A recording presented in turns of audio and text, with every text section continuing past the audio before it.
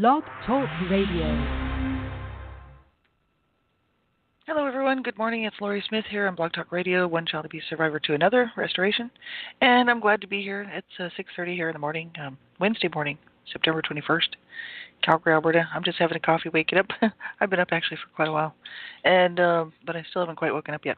And so, yeah, I'm glad to be here to do this show. You know, this is really just a morning reflection, looking at, what I can do to help myself, and it sort of keeps me accountable to continue working on my healing journey and looking at the information that I find helpful, so hopefully it's helping somebody out there. And, some of it is helpful, some of it, doesn't necessarily relate to everybody, right? So, but hopefully you're getting something out of this. Thanks, everybody, for tuning in. I appreciate it. And we'll get right into this. And, if you're a survivor of abuse, you want to make sure that you're safe enough to be listening to this show and that it's not going to trigger you. And you can find that information if you're not sure how to do, like, a safety check. You can get that from ASCA Survivor. It's Adult Survivors of Child Abuse Amore Center program, ASCA. Just type into your browser ASCA or Adult Survivors of Child Abuse, the Survivor to Thriver manual, and it's a huge workbook. And I've gone through the whole thing. And the first chapter is like Safety First. It's called Safety First, and it's like 60 pages long. It's roughly 60 pages, and you can get that information and read it and learn, how to make sure that you're safe enough when you're listening to any type of thing that might trigger your own abuse issues, because you want to make sure that you're safe enough to listen before you listen, so that you don't end up being triggered and have a miserable day. Nobody wants that. So, before you listen to any of my stuff or anybody else's stuff like this, make sure you get that information and learn how to keep yourself safe, right? So we'll get right into this here this morning, and let's see. We're just looking at it's an acronym. It's put out by HAVOCA, HAVOCA, HAVOCA.org. That's Help for Adult Victims of Child Abuse. And Cheryl wrote these little blurbs up for the letters that are in the words Adult Survivors of Sexual Abuse, but she said in the beginning of it that, it's good for anybody who's been abused. It doesn't have to be sexual abuse. She just used the letters to create this little acronym. And I think what she's written here is really good. I think most, it's helpful. The next letter up is R, the R in survivors. The last R. Because there's two R's in survivor. Release your pain, she says, by focusing on the good things in life. The positive outweighs the negative by far. See beyond your emotional pain and realize what it's doing to you physically. And then she lists your suicide attempts, substance abuse, self-harming, or ways of showing pain, crying out for help. See the good in yourself, learn to love, and most importantly, forgive. Only then can you stop the cycle of abuse. That's awesome. That is so exactly to the point, really, when I look at that, because that's where I was, that's where so many people have been who have been abused in any way, right? It's hard. And now the rest of the world is kind of looking in who haven't been abused going, what's so hard about it?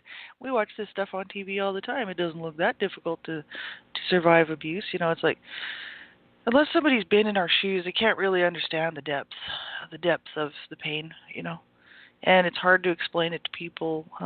Usually it's mainly other survivors that would understand this stuff, know where we've been and understand the pain involved. So I think what she's written here is really to the point, very good. It's kind of really true what she's saying. You see the good in yourself, learn to love, and most importantly, forgive. Only then can you stop the cycle of abuse. And really, that's true. Everything she said there is absolutely true. So I never wanted to see some of that stuff. I didn't want to see that there was good in myself or in anything else in the world. I didn't want to love myself, and I didn't want to learn to love others. And I didn't want to forgive anybody, and I certainly didn't feel like I needed to forgive myself. Because I didn't abuse, I wasn't the cause of the abuse, right? And so, forgiveness was a problem for me. Love was a problem for me. Seeing anything good was a problem for me for so many years, especially as a young teen, even into my 20s. And then later in life, as I got older, I started to, to sort of grow into my adulthood and started to actually enjoy life a little bit, drug-free and just I was looking for love, and I was looking for, relationships and friendships, and, that was starting to become important to me, and so I sort of had pushed the abuse, under the carpet and didn't deal with anything, and then when I started looking at it again, it was very, very difficult. And so these things are really hard for people. And it takes time. Like, it didn't happen for me overnight. I had people in my youth, who would tell me stuff, like, well, you need to learn to love yourself, because they knew what I had been through, and they were just like, you know, you don't want to hate. You don't want to keep hate in your heart, You don't want to hate and just continue on in that kind of a, you know, attitude in your life. You want to learn to love and keep good, good thoughts and goodness around you, and you want to learn to love yourself and to learn to love others. And at that point, when they were telling me that, it didn't seem. I mean, it was nice for them to tell me that. I was really appreciative, actually, but it didn't sink in, until I was much older. And then I realized that what they had said actually was what carried me through my life, so that I would continue to live, because those words just stayed in the background of my mind. That I needed to learn to love, not hate, and that I needed to learn to be good to myself and to help myself and to get help and to reach out and to be good to others, and and to live a good life, and to look for the good in things and look for the good in life. So what she said here is really, really true and really important, I think, for most people who've survived abuse. It's really difficult, though. And like she said, see beyond your emotional pain. That's hard to do. And, for years I couldn't see beyond my emotional pain. And until I really started doing the work on it. And so I was having difficulties with, like, for instance, substance abuse. I mean, I got off the drugs at like 22, but I still use other things. I mean, I just use different things that are legal. It's like I don't drink or anything like that, and I don't take prescription drugs, but I smoke. That's my crutch. It's like smoking is the one thing, smoking cigarettes. That's the one thing I can do that's legal, that I can do that keeps me from actually coming to terms with the abuse. And I know that's what it is. See, I've given up smoking for a year and a half one time, and I did really well. I didn't have really any problems with it. And then when I started to work on the child sexual abuse, I started smoking again, because of it was just so difficult to get through that work with the CSA. And that's when I was writing the book that I wrote, The One Child Abuse Survivor to Another, The Journey, just detailing the abuse and the CSA that I suffered as a child. So I started smoking again. I was just really under a lot of stress at that point. And just, I was doing good, but I just needed that crutch again, which is really unfortunate. But I know that I use cigarettes and probably to mask the pain from way, way back that I don't want to deal with, right? Even though I've dealt with a lot of it. So there's more to come, see, and that's the problem. Like, this is why, this is like what she's saying here, which, I mean, I understand what she's saying. See beyond your emotional pain. It's hard to do this work, I don't really want to check myself in to try to, to some place for 2 or 3 years to try to get over this stuff, because I need to live my life. But in the meantime, I've had people say, well, how long does this take? How long do I have to suffer in this? Maybe we suffered as children. If we were abused as children, we've suffered as children, and then to continue suffering on as an adult, it's horrific. And it's like, I mean, that's why a lot of people say, I mean, I've had several people tell me, can't you just get over it? Can't you just put it behind you? Put it behind you. Forgive and forget. I even had my abuser dad tell me that, which was like, I was just looking at him like, you got to be kidding me. This would come out of your mouth, you know what I mean? Forgive and forget. It's like, you haven't even asked me for forgiveness, and I'll never forget, right? And my dad wasn't my main abuser, but he was one of them. And my mother was my main abuser, and she's passed on years ago, and when I was 30. So she's gone. She was never going to take accountability or responsibility for what she did. So forgive. I mean, have I forgiven them? Actually, I did. And even my brother, who sexually abused me, I had to go through and forgive them all, basically for my peace of mind. Not for them. They never asked for forgiveness. They never felt bad that they hurt me or what, anything like that. But I had to forgive them for me, so that I could have peace in my heart, and so that I could stop hating, But do I sit there and say, oh, it's okay what happened to me? No, not at all. It's not okay, and I actually hate what happened to me. I hate what happened to my family, and not just me, but my whole family.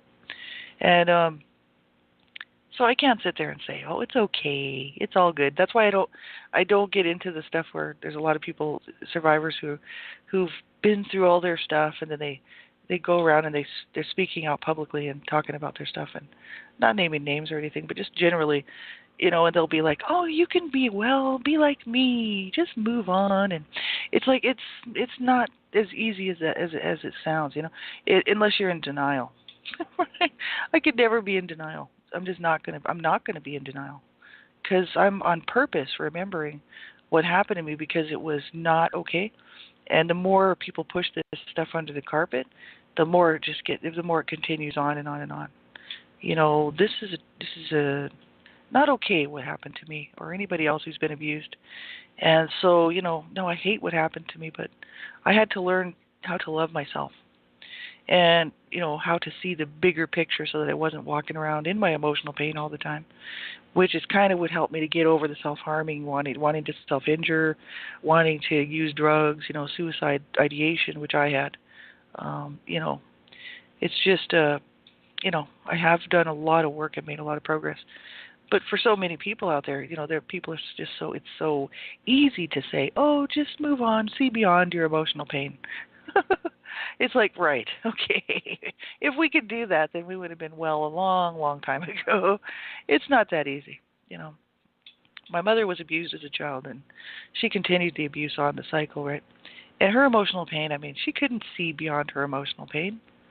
She was abused horrifically as a child, my mother. And do I excuse that away and say, "Oh, it's okay what she did to me because she was abused and so she just didn't know what she was doing"? And no, she did know what she was doing. That's the problem. She did know what she was doing and she wanted to hurt me on purpose. And that's sad, but that's true. And so, but I knew she was in so much emotional pain from being abused as a child and then ending up in this abusive marriage with this monster. And it's like, so, but does that excuse what she did to me? No. There is no excuse for abuse. So we can't continue on the cycle of abuse or self-abuse, right? And I've already been abused, so why would I want to abuse myself? That's the issue. And that's where I actually realized, I woke up at the age of 41 and a half. I finally woke up to the fact that why would I want to hurt myself after I've already been so hurt and wounded, as a child? Like, why would I, my mind, I was like, what am I doing? Why do I want to continue on in this, Like, I've already been wounded enough. I've already been harmed enough. Why do I not see that I need to stop hurting myself and I need to get help? And I started to change the way that I was looking at things and stepped outside of myself for a while and did some real looking into the situation and started reaching out. So it's really important to do that. Get help, if you're struggling and, with any of these issues, make sure that you get some help, right? And I started anonymous. I started going anonymously to anonymous support groups online, which I found was very helpful because it was one way to reach out. And then I just started reaching out to other survivors, and, all these hands came back to me, right? And they were like, "You can do this. You can do this. We can help you. We'll do the best we can to help you." And I was just like, "This is awesome." I had never had any support before, even in my adult life from other people who knew that I had been abused because they knew my story. And for whatever reason, they were not able to be that for me. They couldn't do that for me, and that's okay. Not everybody can. But other survivors were like, "You can do this." And I just looked at their example and I thought, they've made it. Look what they're doing. You know what I mean? Like, they're doing well. And they're not just pretending they're doing well. They're actually really doing well. And these people came from severe abuse. Probably worse than mine, some of it, right? Horrific. And I thought, they're reaching their hands out to me, and I've reached my hands out to them, and it was so helpful. So that's why I always make a big deal about letting people, saying at the end of every show that I do, to reach out and get some help, because my two brothers died. They committed suicide. They had the opportunity for help. Both of them had been in and out of counseling and therapy because they were drug users, and they would always get thrown in prison, and because they would be doing criminal acts to get their drugs, and as adults, and I knew what kind of house they grew up in. They grew up in the same house that I did, with the same two monsters, my parents, right? And that was the manifestation, right, of our lives. Was as adults we wreck our lives, right, because the abuse was just so horrific. And it's like I knew where they came from, you know, and it's like they would not reach out and get help, and they killed themselves, right? That's horrific. And we don't deserve to be in any more pain than we've already been in. We don't deserve to be any more wounded than we've already been. So that's why I'm really big on talking about revictimization. Do not allow yourself to be abused. And we need to reach out and get help, right? So this one is very important. I think this one was really awesome what she said here. So true. And, kudos to Cheryl. That's Havoca.org. HAVOCA, Havoca.org, help for adult victims of child abuse. And so we'll move on to the next part of what we want to look at. I'm looking at inner child healing work. This is Feeling the Feelings. It's a new section today. We finished off Loving the Wounded Child yesterday. You can go check that out if you want to. Feeling the Feelings. This is part of their inner child healing work under Survivors. If you go to Havoca, HAVOCA, click on Survivors tab at the top. And then look on the left-hand side of the page, and there'll be this tab that'll say Inner Child on it. And click that, and that'll bring up this info. Feeling the Feelings, what they've written here says, emotions are energy that's manifested in our bodies, and they exist below the neck. They are not thoughts, although attitudes set up our emotional reactions. So in order to do the emotional healing, it is vital to start paying attention to where energy is manifesting in our bodies, and where there is tension. Tightness. Could that indigestion really be some feelings, or are those butterflies in my stomach telling me something emotionally? So they go on to say, when I'm working with someone and they start having some feelings coming up, the first thing I have to tell them is to keep breathing. And most of us have learned a variety of ways to control our emotions, and one of them is to stop breathing and close our throats. That is because grief in the form of sadness accumulates in our upper chest, and breathing into it helps some of it to escape. So we learn to stop breathing at those moments when we start getting emotional, when our voice starts breaking. And so that's interesting. So yeah, I mean, that's why I need to do breathing work. My friend actually told me that. My friend she's done a lot of work in psychotherapy, psychoanalysis. She's like a therapist. She's just not a practicing licensed therapist right now, but she used to be. So she's really a therapist, like a counselor, like a therapist. More than a counselor, she's like a real therapist. And she was talking to me one time. She's helped me get through a lot of my stuff, actually. This is a good friend of mine who did a lot of the inner child healing work with me, actually, on the program Your Envisioned Mind by Beverly Searle out of Australia, because the two of them put that together. And Beverly Searle is actually the one that actually completed the work, but Kate Mitchell was part of it. And my good friend Kate, she's awesome, and she helped me get through so much. And it's just because she's a caring individual. She's worked with, I would want to say hundreds of survivors, but it could be thousands. Like, she's held workshops, and she's done so much work with survivors of horrific abuse, right? And she knows her stuff when it comes to DID and dissociative type stuff, and also just anything, BPD, borderline personality disorder stuff. She knows a lot about the treatments and what works for so many people, and she's very, very helpful. And she was talking to me one time, and she said, you don't breathe. You don't breathe hardly ever. And she goes, it'd be good for you if you start doing some breathing work, right, to help you kind of get through things, and to help sort of calm your life down, because you don't breathe, very, very much. And she just noticed, and I was like, that's true. I don't breathe, and it probably is from the abuse. I've been through so many horrific beatings, and having my life threatened by other people too, strangers as well as my parents. My parents both threatened my life several times, and actually did attempt to kill me a couple of times. I actually had 5 kidnap attempts from strangers, because I was always playing in the front yard by myself, and nobody was watching me, and also running around the city by myself and with small friends.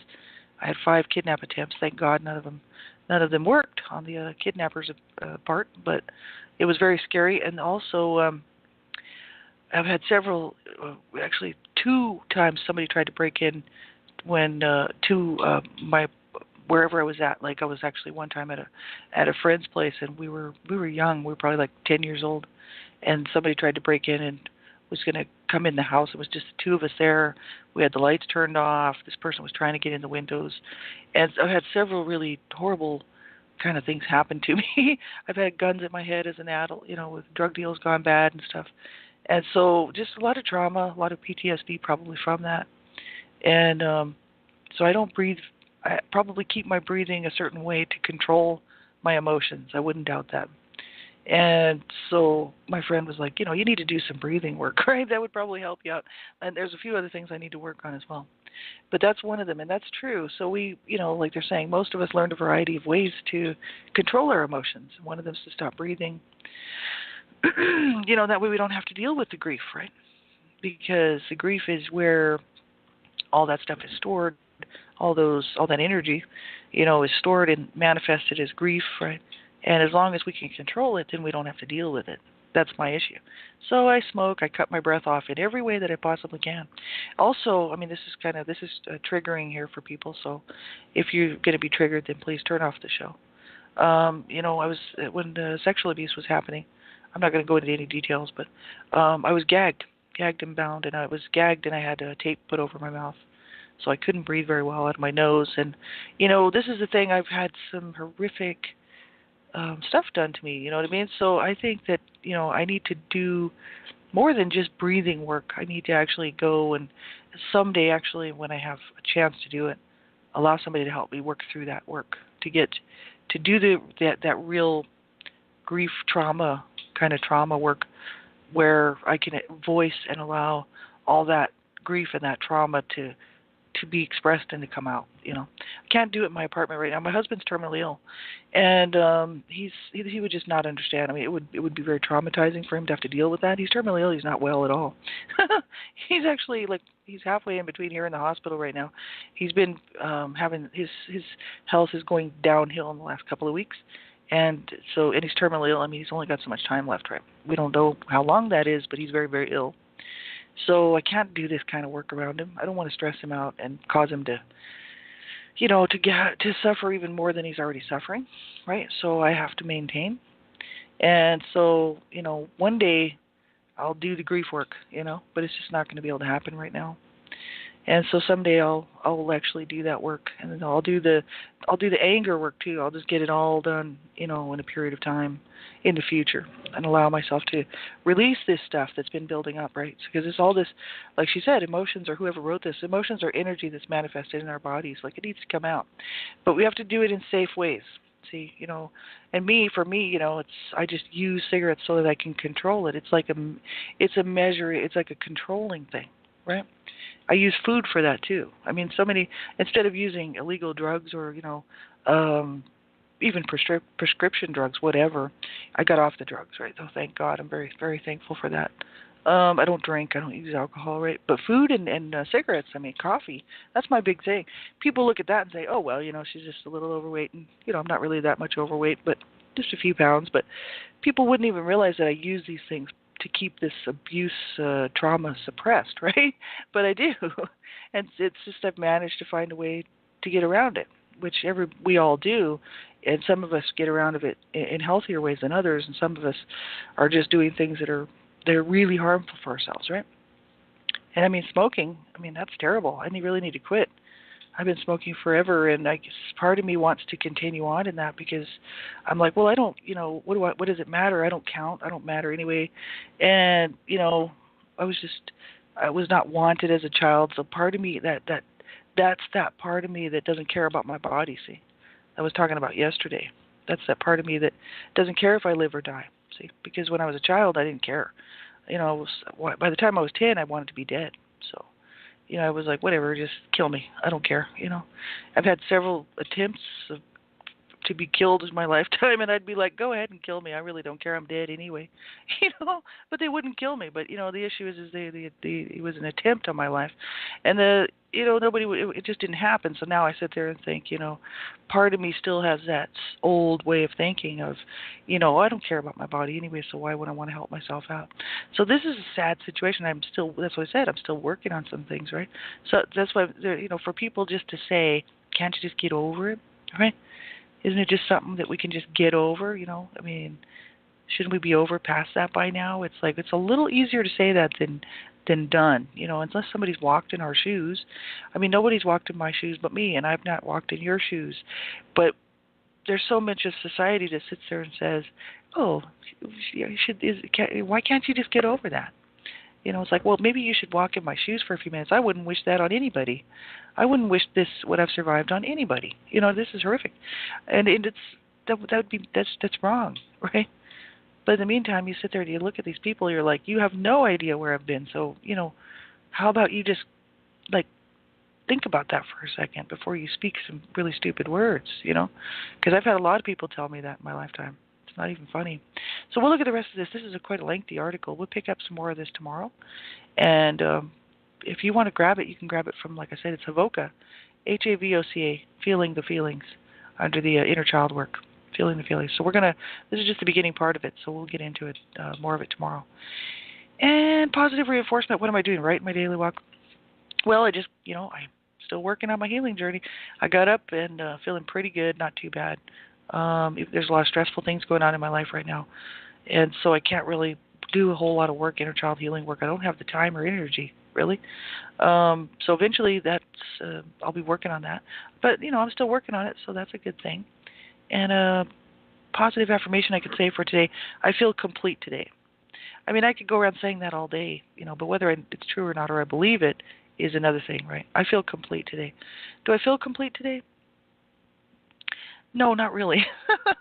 But the thing is what I do feel is I have hope that one day I will feel complete. I know that it's doable, and one day I will probably wake up and be like, you know what? It's enough. I've overcome. I've actually jumped the last hurdle in my healing journey. I haven't quite got to the last hurdle yet, but I'm working on it. I'm getting very close, and it's like, then I might be able to say I feel complete today. But I have hope for completeness. Hope for wholeness, hope for waking up one day, and I'm getting closer because if I have moments of it. I have moments of it here and there while I'll sit there and I'll say, wow, I guess I could actually say, I'm pretty well healed, from the abuse. And then something will come back and kind of remind me that I'm really not quite there yet. But that's how close I am, that I can actually feel it inside my spirit, inside my soul, my mind, my emotions, inside my body even, that I'm so close to getting to where, I'm feeling like I've overcome it completely, jumped the last hurdle to get over, But then something will come up, like I said, and just remind me that I'm not quite there yet. Still have some work to do, but it's good. I have hope for completeness, so I like that. That's my thing. Self-care. Let's see. Havoca also has a Survivor's Bill of Rights, and we've only got a few minutes left, but this is really quite interesting. This is the very last one, but it's specific to the domain of psychotherapy. You have the right to, like we have the right to, control of attention and imagery through trance or other techniques, to reasonable physical comfort during sessions. That's if we're having like any type of session done with our therapist, and we have the right to control of attention and imagery through trance or other techniques, to reasonable physical comfort during sessions. We have to know that we have rights, and if we're doing healing work with a therapist or a counselor, that we have the right, if it's becoming too uncomfortable and it's just too painful for us, then we have to let them know, and we have to actually put our foot down if they insist on something that we're not comfortable doing, see? Because we have rights. So just remember that. You have rights, I have rights. Personal Bill of Rights, this is Charles H. Whitfield, Personal Bill of Rights. He's inner child healing the child within, he says. So we got about a minute left here, but we'll look at this one. It's number 35. And what does he say? I have the right to trust others who earn my trust. That's right. And, just like me, I want people to trust me, so I want people to at least give me the benefit of the doubt, right? Excuse me, my voice is horrible this morning.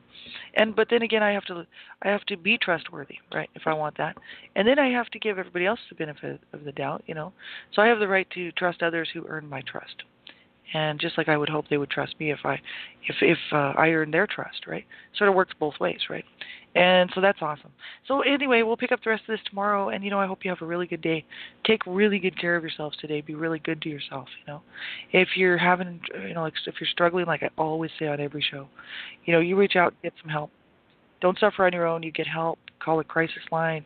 Do whatever you have to do. Talk to somebody, and do not give up. Not ever. Not ever. You keep going. You matter, and you do count. But you have to matter to yourself too, and you have to make that step and take that step to put your hand out for help. Right? That's a big issue for survivors of abuse, and we deserve that help. It's not like we don't deserve that, right? Everybody else does, so we do too. Everybody else counts, so we do too, right? Everybody else matters, so we do too. So what I'm telling you is, you get some help. Do not give up ever. And if you're having trouble, whether it's tonight, tomorrow, next week, or whatever, you just remember me talking to you and saying, you reach out and get some help, and do not struggle on your own. And like I said, call a crisis line, anonymous crisis line, and talk to somebody, right? So have a great day, everybody, and we'll talk to you tomorrow morning. Bye-bye.